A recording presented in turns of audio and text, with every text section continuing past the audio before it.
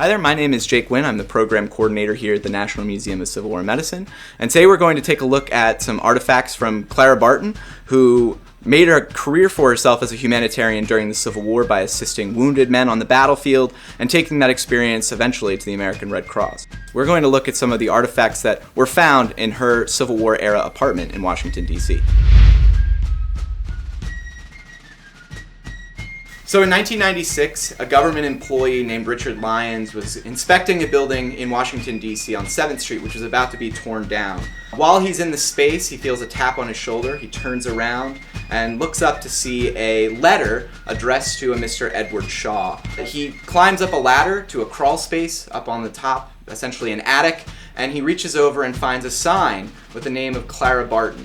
What that revealed was an attic filled with artifacts, just like this shipping crate here addressed to Miss Clara H. Barton on 7th Street in Washington, D.C. Clara Barton is one of the first female employees of the federal government. She begins working in Washington for the patent office in the 1850s. So she's living in this apartment, in this boarding house on 7th Street in Washington. She is essentially using her office as her headquarters. She is compiling supplies, so much so that it fills her entire room, and she actually has to start leasing out space in other places. Eventually, she fills up 3 entire warehouses with supplies for Union troops.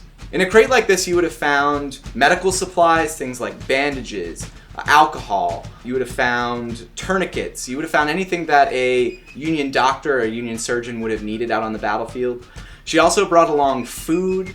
She brought along extra clothing. And this is really important because at this point in the war, in September of 1862, when she goes out onto the battlefield, the army itself was having a hard time of supplying its field hospitals. And so she was acting to assist the Union Army's medical department and bring along medical supplies that they may be missing, and bringing them right to the battlefield.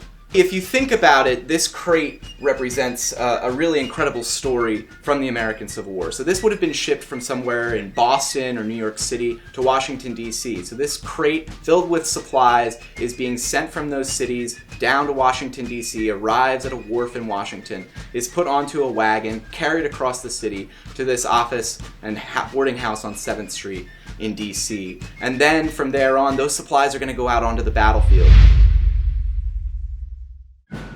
So one of the most fascinating aspects of Clara Barton's work during and immediately after the Civil War is her work with the Missing Soldiers Office. So not only is she out on the battlefield nursing the wounded, but she's also caring about all of those soldiers who never came home. What she finds during her work during the Civil War is that many of these families have no closure. This is a time before many soldiers are wearing any kind of formal identification, and so many soldiers go missing and no one knows what happened to them. A huge group of those that Clara Barton is looking for actually were buried at Andersonville Prison. And this list, behind me here, this book is a list of those Union prisoners that died at Andersonville. Their names, their regiments, and the grave number where they are buried. This list was compiled by Dorrance Atwater, a Union prisoner of war inside Andersonville. He kept a secret list of all of those burials at the cemetery at Andersonville, and he brought it to Clara Barton when he escaped. And between the two of them, they published this list along with Clara Barton's findings, and they helped to bring a closure to many grieving Union families.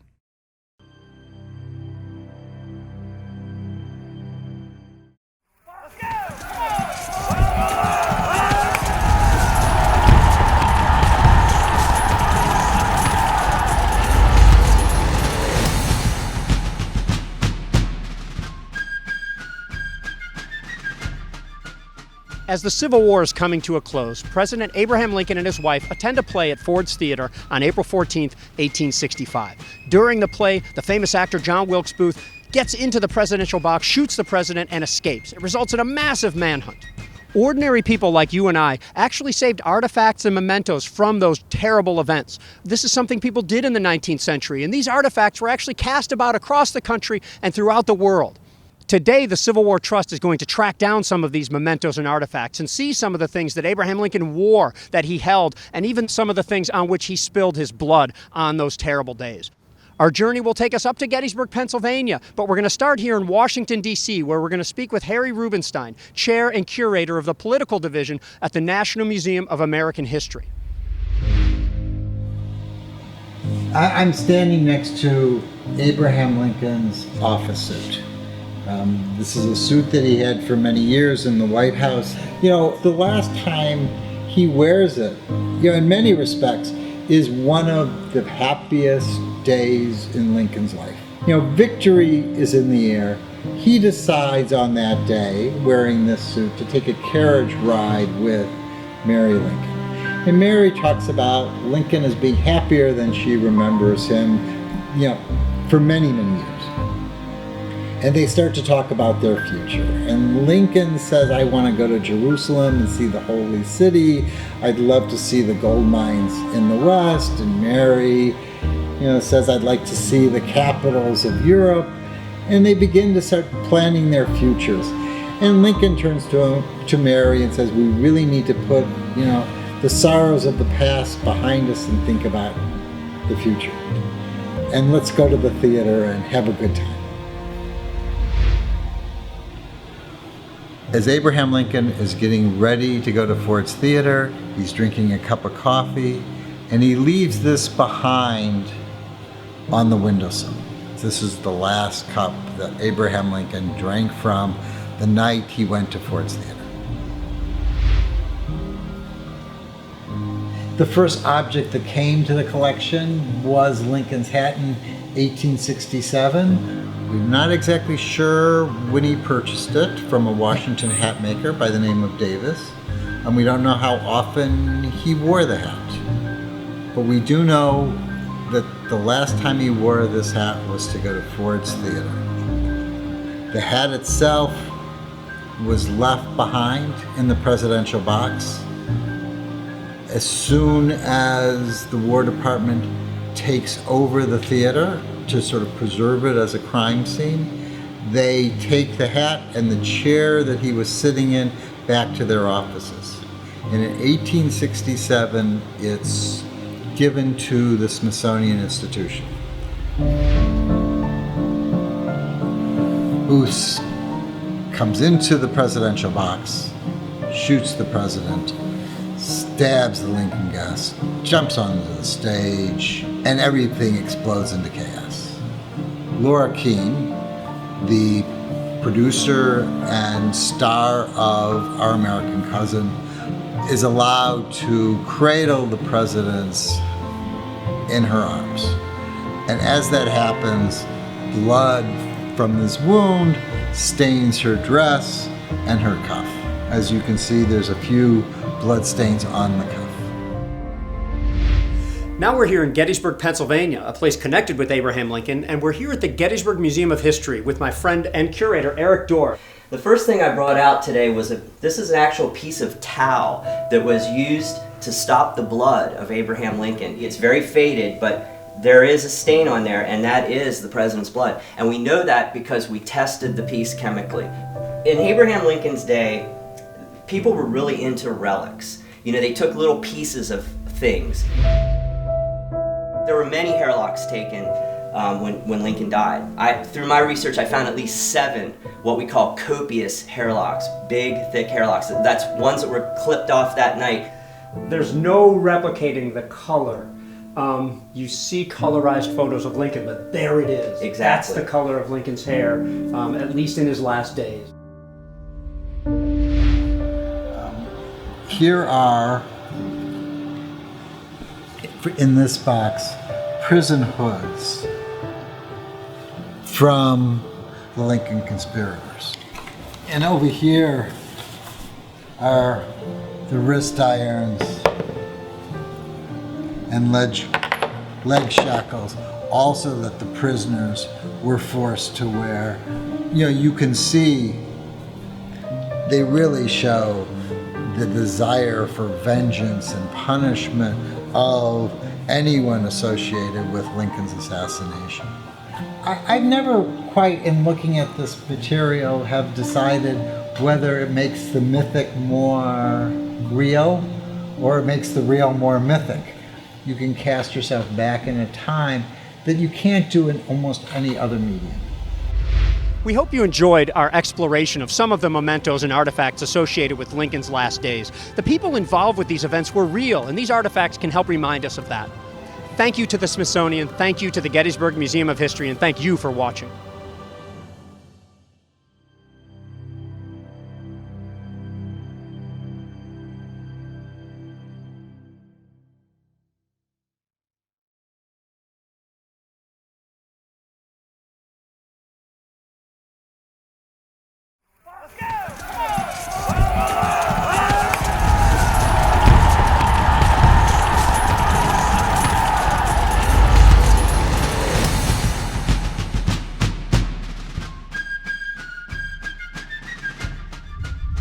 Doug Ullman with the Civil War Trust War Department. I'm sitting here behind the Dunker Church on the Antietam National Battlefield.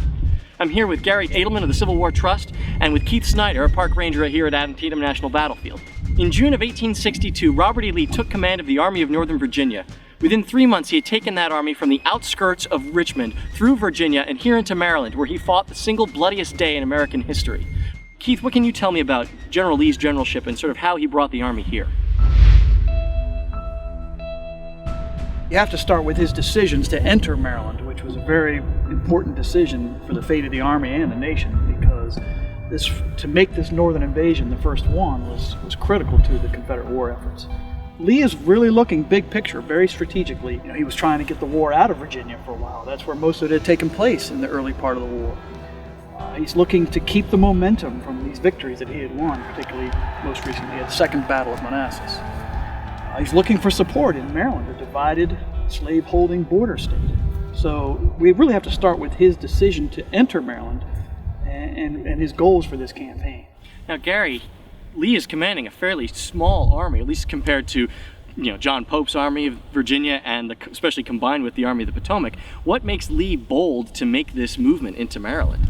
Well, I think Lee has reason to think he will succeed. I mean, this guy takes command in early June of 1862 and all of a sudden pushes the mighty host of the Union away from Richmond, leaves them there boldly, and then strikes off into the north and wins at Cedar Mountain and really wins at Second Manassas as well. So I think even taking into account how many soldiers he lost and thinking he might be able to compensate for those losses by people in Maryland rising up and flocking to his army, something of course that really didn't happen. He was marching through the wrong part of Maryland, it seems to me, to accomplish that.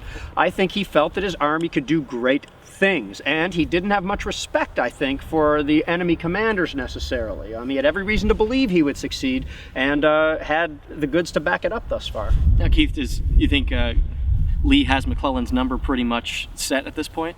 Lee feels that he has the time to do what he wants to do in Maryland, because it will take much longer for the Union Army to reorganize and react. Now, all that changes, of course, on September 13th when Special Orders 191 gets found. At what point is Lee aware that McClellan knows his strategy?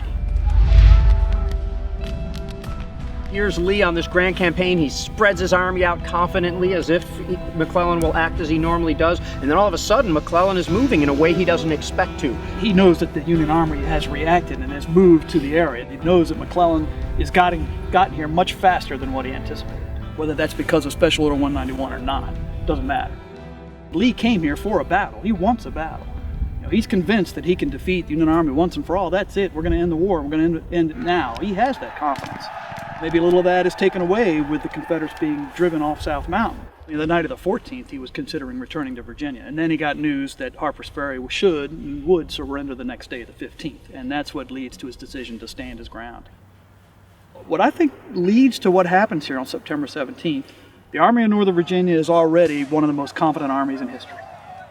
The Union Army that marches to this field after the victory at South Mountain has gained great confidence. So what you have here on Wednesday the 17th are two large, very confident, very well-equipped armies intent on destroying each other. And that's why September 17th is what it is. Now, once the sun comes up on September 17th, which of the two generals really handles the crisis of battle better? Really, the generals have two different leadership styles here. Lee is very actively engaged. He is everywhere. I think that almost every soldier in the Confederate Army saw his boss that day. And that means a lot to the men in the ranks, to see their boss, know that he's there with them. He's experiencing this with them. McClellan is delegating. He is pushing out to the field, to the corps commanders especially, the tactical management of the battle on the field. In a way, maybe the culture of the commanders actually fit the emergencies and the need here. Lee is in a precarious situation. The Union attacks of the 1st and the 12th Corps on the morning of the 17th really started pushing against Lee's left, and all of a sudden it's a crisis. The Battle of Antietam is one crisis after another for Robert E. Lee. So he almost needed to be riding around, taking most of his army from the right and moving them over to the left just to make sure he didn't meet disaster here. Whereas McClellan, with more troops, with a grand plan, initiating a lot of the offensive, was able to stand back and take a more Napoleonic approach. So I think Lee did just what he needed to do, without which it could have been a disastrous day for the Confederacy. I tell you, both of these men, I think, have a sense of, if things go really badly here, either one of their nations are going to cease to exist. If the Union Army in the East right here is defeated badly after losing all summer, this nation as we know it ceases to exist. It will be a separate two nations forever. The future fate of both of their countries rests on every decision they make. That's a lot of responsibility. You know, the moral fiber necessary to do these things, not only once, twice, 3 times, but this summer would destroy almost any person. And all these men are in their mid-30s and they have responsibilities, you know, beyond anything we can fathom. And also, these officers are thrown from pre-war days where you might have commanded a company of 100 men, and now you have an army of 80,000. Even the responsibilities of, say, a Civil War colonel might be much more difficult than we could ever fathom, even studying this stuff all the time. No, it is no surprise that people like this, McClellan included, rose to where they were. They had a certain thing about them that at least allowed them to rise to that level. At least in McClellan's case, did he rise quite enough to the occasion, do you think? I mean, he has to know at a certain point that this is a crisis for Robert E. Lee. What causes this Union failure to really destroy the Confederate Army here? Well, I never thought that was his goal.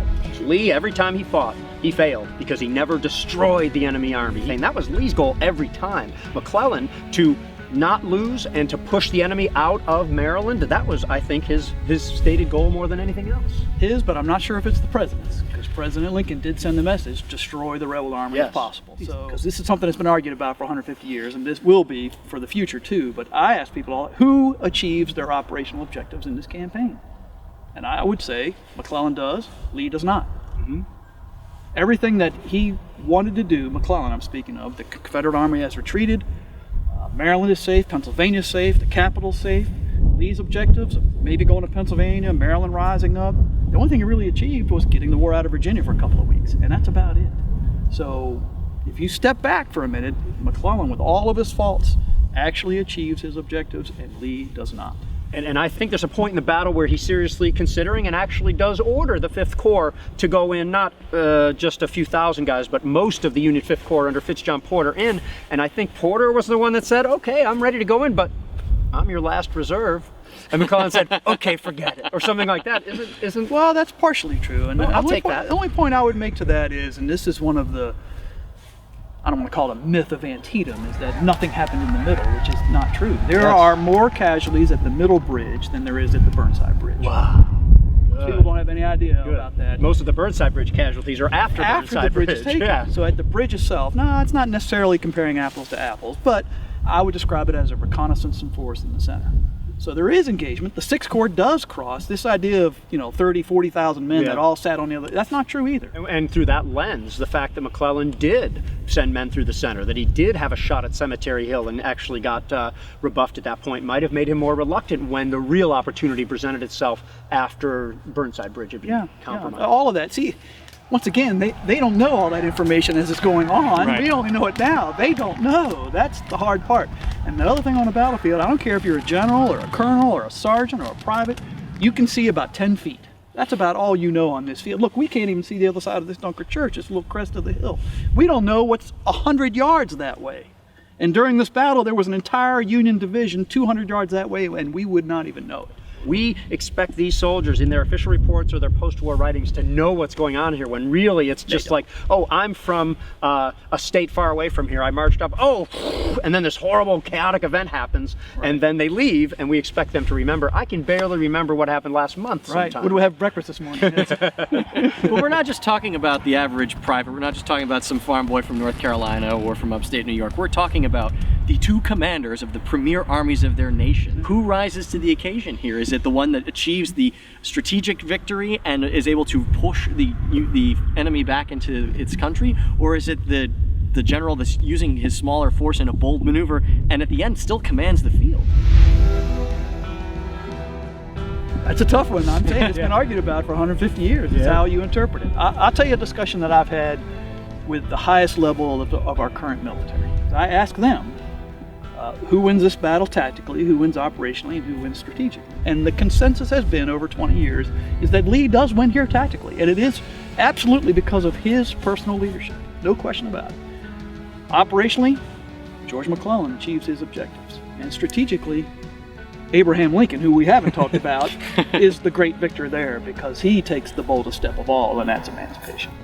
With all of his stated objectives, how difficult do you think it is for Robert E. Lee to pull back and say, I've got to go back across the Potomac? The next day, he stands his ground. Now, I don't think anybody even knows what's going on where they can make any kind of really informed decision, but I know most of his commanders were probably pushing, let's get out of here, let's get out of here. And Lee, another very bold move, says, no, we're going to stay. I think he took one of the greatest chances of his military career by standing here on the 18th. He has nothing left.